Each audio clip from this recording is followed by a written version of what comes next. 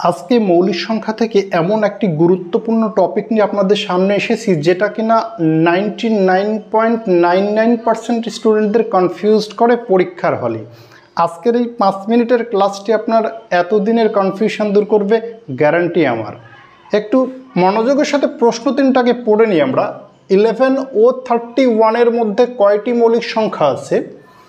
11 থেকে 31 এর মধ্যে কয়টি মৌলিক সংখ্যা আছে?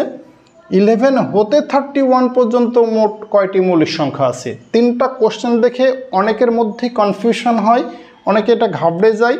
দেখুন কিভাবে এটা আমরা সলভ করতে পারি। প্রথম কাজটা আপনার হচ্ছে 11 থেকে 31 পর্যন্ত মৌলিক সংখ্যাগুলো লিখুন।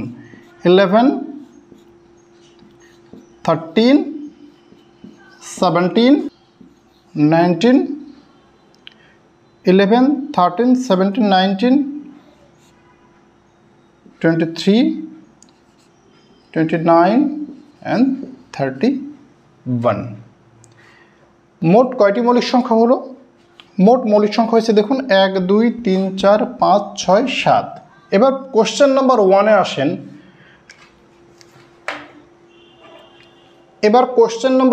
আসেন।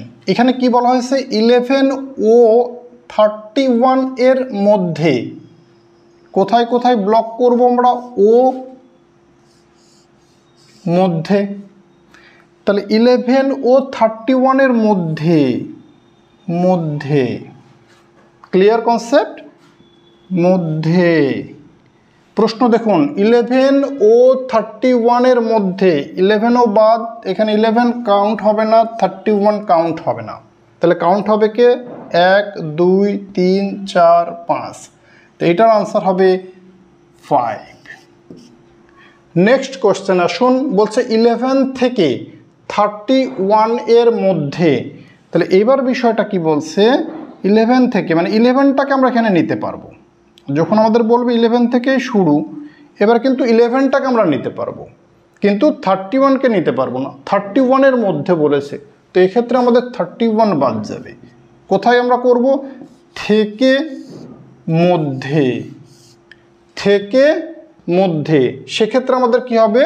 31টাকে আমরা কাউন্ট করতে পারবো না। তাহলে রেজাল্ট আমাদের কি আসবে? 1, 2, 3, 4, 5, 6। এটার রেজাল্ট হবে হচ্ছে 6। নেক্সট ওয়ান 11 হতে 31 পর্যন্ত। এবার কি বলেছে যে আপনার এই 11 থেকে শুরু করবেন এবং কোন পর্যন্ত যাবেন আপনি? 31 পর্যন্ত। অর্থাৎ এক্ষেত্রে এখান থেকে শুরু করে 1, 2, 3, 4, 5, 6, 7, অর্থাৎ এইটার অ্যান্সার আসবে 7টি। অর্থাৎ এক্ষেত্রে খেয়াল করতে হবে হতে পর্যন্ত এবং কাউন্ট হবে 11 ও 31 দুটোই। আশা করি এতদিনের যে কনফিউশন ছিল সেটা 100% আমরা দূর করতে পেরেছি। একটু মনোযোগের সাথে দেখুন, দরকার এটা একটা স্ক্রিনশট দিয়ে রাখুন এবং এটা খুবই গুরুত্বপূর্ণ। সকলকে ধন্যবাদ।